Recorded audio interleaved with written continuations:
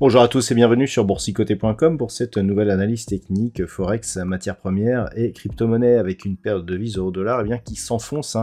Hier je vous indiquais une cible intermédiaire à 1,0580, cette zone a été atteinte, elle a bien été support puisqu'elle a provoqué ici quelques réactions et sa rupture nous donnait un objectif donc sur cette zone majeure des 1,05, donc tout à fait ce qui est en train de se passer. Donc on est globalement ici sur une accélération du mouvement baissier qui pourrait nous ramener donc sur cette zone majeure. Alors d'un point de vue moyen terme, si on écarte un petit peu le graphe, on pourrait avoir un signal de retournement très important puisque c'était un niveau qui était un niveau de retournement moyen-long terme. Et donc le fait de casser ici ce niveau alors qu'il était déjà un support sur cette présente phase de retour et une résistance auparavant, serait un signal très important puisqu'il pourrait indiquer un fort potentiel baissier donc en cas de cassure de ce niveau. Donc c'est clairement le niveau qu'il faudra surveiller la semaine prochaine. D'un point de vue court terme, tant que l'on ne repassera pas au-dessus des 1,0670 désormais, on sera dans une tendance qui sera donc à risque et seul un retour aussi au-dessus de cette zone pourrait nous sortir de cette zone d'alerte. Donc ça reste baissier pour la paire de devises euro-dollar avec donc les deux prochaines zones de support 1,05 et 1,0360 qui sont tous les deux des niveaux de support moyen terme historiques donc pour cette paire de devises. Sur la paire de devises livre sterling contre dollar américain, nous avions cette zone ici sous surveillance, cette zone des 1,20. On est en train de l'attaquer, on sait que c'est un niveau majeur, donc il faut un peu plus d'amplitude pour conclure à une rupture de ce niveau. Ce qui est intéressant aussi à surveiller, c'est la vue moyen terme. Donc si on se place ici en vue daily, nous avons une phase de hausse, ici un point bas intermédiaire qui se situe entre deux niveaux de points hauts assez similaires, proche des 1,24. Et donc si on casse ici cette zone des 1,20 et ce point bas ici intermédiaire des 1,1850, on aura une configuration ici en double top qui pourrait provoquer une accélération baissière donc en cas de rupture de ce point bas. Et donc on pourrait accélérer ici sous la zone des 1,1740, voire même sous la zone ici des 1,1470. Donc ce serait un retournement très important sur cette paire de devises. On va donc surveiller désormais, vu que la zone des 1,20 est en train de céder, c'était un élément sur lequel j'attirais votre attention ces derniers jours. On va donc surveiller cette zone des 1,1850, mais en cas de rupture, clairement, le signal sera puissant.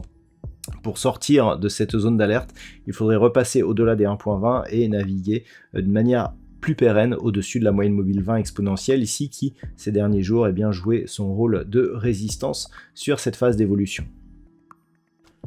Sur l'or, on assiste là aussi à une accélération du mouvement baissier. J'attire votre attention ici sur cette zone ici intermédiaire des 1820 $ l'once il y a peu, avec un objectif donc à 1807. Mais on sait que c'est l'objectif du retracement total, à savoir un retour ici sur la zone des 1780 $ l'once, auquel il faut s'attendre désormais. Donc on est en train ici d'atteindre cette zone des 1807. Clairement, depuis qu'on a cassé ici cette zone des 1850 et donc le retracement à 61,8% de Fibonacci, je vous ai indiqué que c'était l'objectif à suivre. La hausse du dollar aujourd'hui n'a pas aidé, l'or a marqué donc une nouvelle accélération baissière et ce n'est pas les perspectives qui changent. Le fait ici que l'on revienne sur cette zone n'est qu'une étape, cette zone devrait être cassée la semaine prochaine et donc l'objectif reste ici un retour sur ce niveau des 1780 $ l'once. Il faudrait, pour invalider cette anticipation baissière, repasser durablement au-delà des 1850 $ l'once. Toujours rien à dire sur le WTI qui continue à osciller ici grossièrement entre 73 et 82 $ le baril. On a marqué ici une phase de baisse suivie d'un rebond ces deux derniers jours. Nous sommes ici en unité de temps daily. Donc on reste ici dans un range d'évolution sur le WTI. On repasse au-delà des 75 $ de baril. Donc rien n'a changé sur cet actif depuis ces derniers jours. Et enfin, au niveau du Bitcoin, eh bien, on peut bien parler d'un échec ici de franchissement de la zone des 25 200 $ pour un Bitcoin. C'était un niveau qui était très attendu, hein. C'était un niveau clairement identifié. Bon, il n'est pas compliqué à trouver.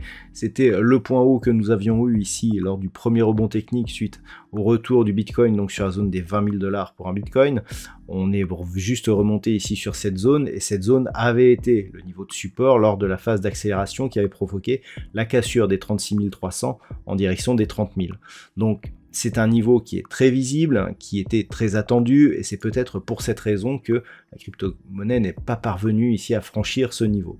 On est toujours malgré tout dans une dynamique plutôt haussière. Certes, on a perdu ici de la dynamique par rapport au franchissement de la zone des 20 000 $ pour un Bitcoin sur Gap, mais lorsque l'on regarde les oscillations, on a ici une impulsion, consolidation sur une zone qui était précédemment une zone de résistance, c'est clair, hein, sur cette phase. Ensuite, on vient marquer ici un nouveau plus haut significatif. On échoue donc sur un niveau majeur, qui plus est était une extension de Fibonacci par rapport justement à la précédente phase ici de baisse, et on revient consolider, mais globalement on est sur la moyenne mobile 20 exponentielle. Donc potentiellement on peut reprendre la hausse. Il n'y aurait invalidation de la poursuite de ce mouvement qu'en cas de rupture ici de cette zone des 21 300 $ pour un Bitcoin. Donc même si on sent une certaine faiblesse au franchissement de cette zone, rien n'est perdu, la tendance reste haussière, et donc tant que l'on reste au-dessus des 21 300, la rupture des 25 200 $ pour un Bitcoin reste possible. Voilà donc ce que l'on peut dire sur l'analyse technique de ces principaux actifs de marché pour cette semaine. Je vous souhaite de passer un très bon week-end, et on se retrouve dès la semaine prochaine pour d'autres analyses techniques, toujours sur le site boursicoté.com.